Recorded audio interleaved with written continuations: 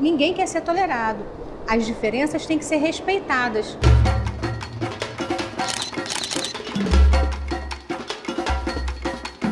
O desrespeito existe sim.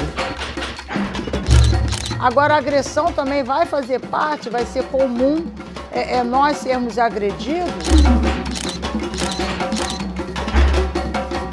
Não é de demônio, não é do diabo. Que na hora eu ia morrer, só na hora, mas eu tô aqui firme e forte.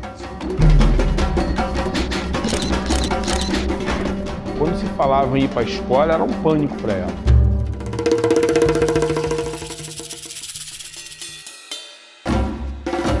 O conceito de intolerância depende do conceito de tolerância. E a tolerância, na tradição clássica, significa carregar um fardo, suportar um peso. E a palavra tolerância começou a ganhar esse sentido que nós atribuímos hoje ao termo, quer dizer, o de aceitar. No início da República, no Brasil, já no final do século XIX, início do século XX, a intolerância oficial contra os cultos africanos foi até maior do que no tempo da Inquisição. Nem tinha mais Inquisição e a própria polícia estourava terreiros, as primeiras casas de santo surgidas, por exemplo, no Rio de Janeiro, criminalizando socio-religiosamente essas comunidades e esses ritos.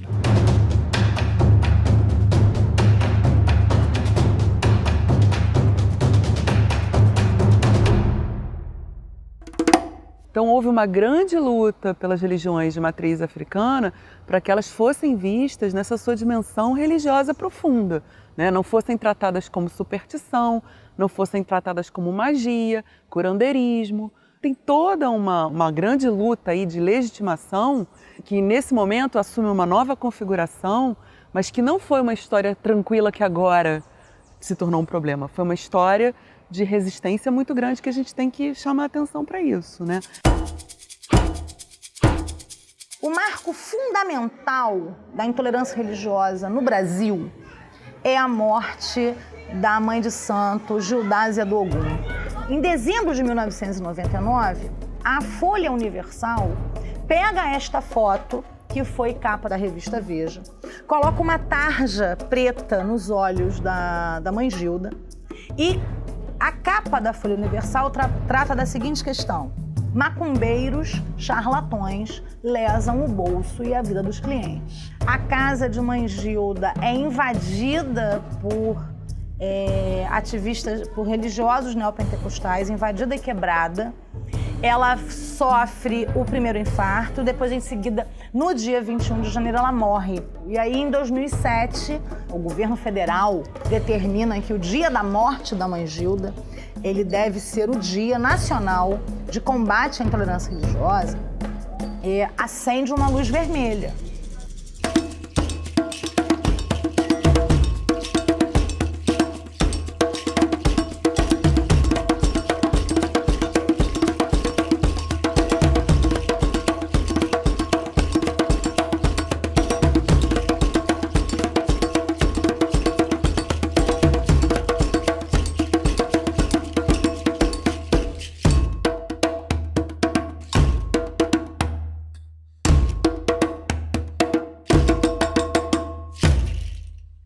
Agora, que nós sentimos no dia a dia essa intolerância, sentimos.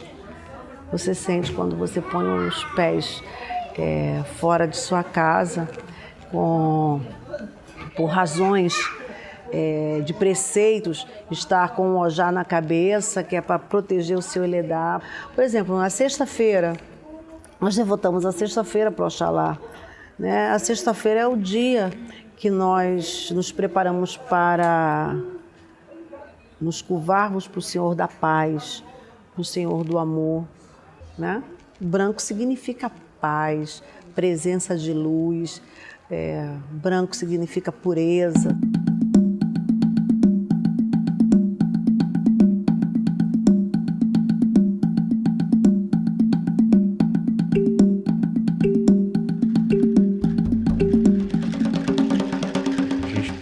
chegando no 40º boletim de ocorrência. Eu não sei o que acontece. Os boletins de ocorrência nunca viram processo.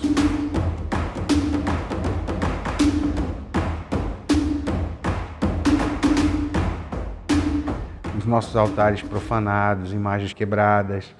Quando eles chegam, eles ficam apontando, né, mostrando. Aí passa o pai, carregando a Bíblia embaixo do braço. Em seguida vem a mãe e pisa em cima das oferendas sem nenhum tipo de respeito. Para as pessoas religiosas, isso é uma coisa extremamente ofensiva, né? Porque elas não veem essas imagens apenas como uma representação de gesso, um símbolo. Elas acreditam que essas imagens têm uma presença, elas têm uma agência, elas têm, enfim, não são objetos, elas são coisas vivas que estão articuladas, elas são constitutivas não apenas da identidade delas, né? Mas, enfim, delas como uma pessoa religiosa. Então é muito mais amplo do que a gente imagina, né?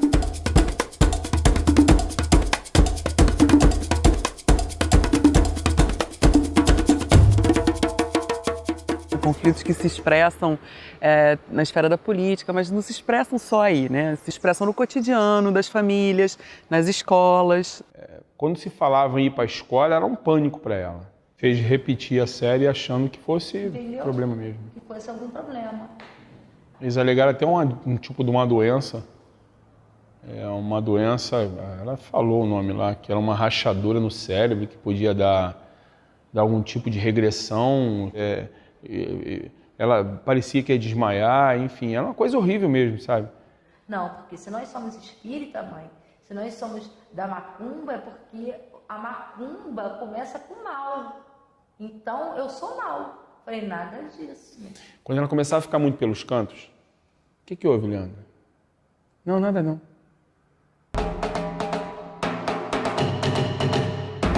Qual que é a grande contradição de tudo isso? As crianças de candomblé, elas detêm um imenso saber, né? Elas conhecem o Yorubá, elas conhecem as folhas, elas conhecem os itãs, que são as narrativas africanas. Um Ogã de 4 anos, ele é meu pai no candomblé. É um cargo importantíssimo e ele é tratado no candomblé de acordo com essa importância desse cargo, né? Então ele é reverenciado no terreiro, né? Ele se sente orgulho daquele cargo.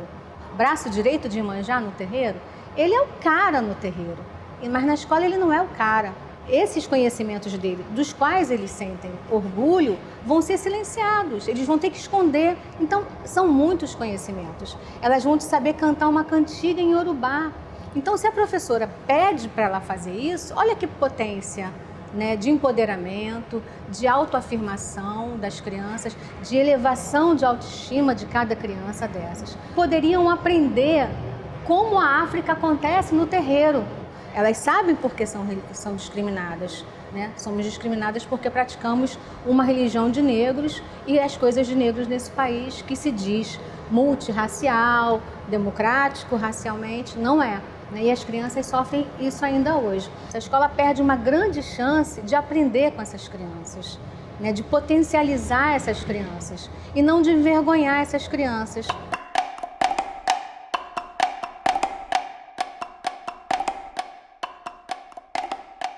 A tia colocava lá atrás e eu não gostava porque eu não enxergava. Aí não conseguia, ela implicava comigo. Aí eu falava, tia, posso ir pra frente? Ela, não, tem que ficar lá atrás, todo mundo na frente. Eu ficava muito nervosa para ler, meu coração disparava. Ela falava assim, Leandra, vem aqui. Aí eu pensava que era para ela falar, não gritar. Aí ela foi lá no meu ouvido, gritou. Ela gritou? Gritou. Você é de Jesus. Esse terço não pertence a você. Aí puxou e ela no outro dia não queria mais ir à escola. Aí eu fiquei nervosa, não queria mais ir para a escola, porque eu vi que ninguém gostava naquela escola, ninguém gostava de mim. E eu pensava que eu não era de Jesus. Aí quando eu fui para essa igreja, e o tio Marcos, né, me ajudou e falou que Eu não sou de diabo, eu sou de Jesus.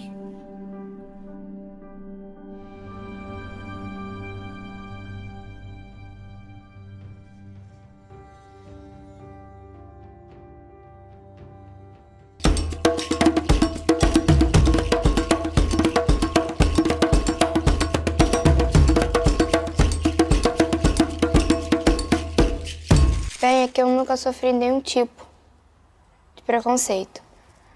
Por incrível que pareça, nem na escola. Às vezes dentro do ônibus, na rua. E depois que eu tirei o quilê que aconteceu isso. Quando eu saí de um candomblé, foi eu que estava no meio do caminho. Aí tinha 2 garotos do outro lado, no ponto. E eles começaram a falar que eu não era de Deus, que o sangue de Deus era maior. E começaram a falar, insultando a gente não ligou e continuou andando. Não satisfeitos, eles tacaram uma pedra, que acabou pegando em mim. E na hora eu me senti mal. Eu pensei que eu ia desmaiar, pensei que ia morrer, no caso. Eu fiquei... Bem, eu não lembro de nada, eu só lembro de até ir. O resto eu não lembro de nada. A agressão verbal a gente sofre sempre, isso aí se tornou rotineiro. E a gente não pode agora achar que você ser agredido por você ser de uma religião afro ou de uma umbanda, seja lá de qual for, também se torne rotina, que é normal. Porque a pedrada da Kalyane realmente foi na nação inteira. Porque nós só fomos atacados verbalmente e a Kalyane com uma pedrada porque estávamos de branco. O que aconteceu foi por causa da minha religião, sim. Porque se eu não tivesse de branco, não teria acontecido isso. Fiquei com medo de usar o branco, de ir na rua e acontecer a mesma coisa. Só que depois eu fui ver que o branco é da paz. Eu não posso ter medo de usar o branco. Que eu tenho que ir sim na rua de branco, sim. Porque todo mundo usa branco. E ontem eu saí de branco pra rua sem medo. Medo entre aspas, né? Porque eu fiquei com um pouquinho, mas eu fui na rua. Isso pra mim não é certo. Que a gente respeita a religião das pessoas. E elas não respeitam a nossa. O seu é o Senhor, o do outro é o Jeová, cada um com a sua fé, mas aqui fora nós temos que nos respeitar. Até porque é bíblico que todos nós somos irmãos de um único Pai. E, por outro lado, a gente tem muita clareza de que nem todos os evangélicos fazem isso, né? Então, assim, a gente tem hoje uma série de lideranças evangélicas ou pessoas evangélicas de base que se sentem extremamente incomodadas, que estão sentindo que a sua palavra, o seu direito de representação foi capturado por um segmento que não os representa. Paz, paz, eu só quero paz. A Umbanda só pede paz. O pastor da Igreja Batista não fez o culto. Ele levou 1.200 pessoas para ruas, os evangélicos. Né? Tinha padre, tinha messiânico, tinha toda a liderança religiosa. Tem que partir de nós, líderes religiosos, sim. E aprendemos a nos respeitar, a ter uma ética. Nós respeitando até porque nós já viemos de uma raiz sofrida, né? De uma raiz mutilada, de uma raiz espancada, entendeu? Discriminada. Então, o nosso trabalho tem que ser o inverso disso tudo, que a nossa religião já vem sofrendo desde que ela começou a chegar aqui no Brasil. Só pede paz, os evangélicos só pedem paz, vai vendo. Eu falei, e a Umbanda só pede paz, o Candomblé só pede paz e eu vai vendo. Eu também só quero paz, você também só pede a paz.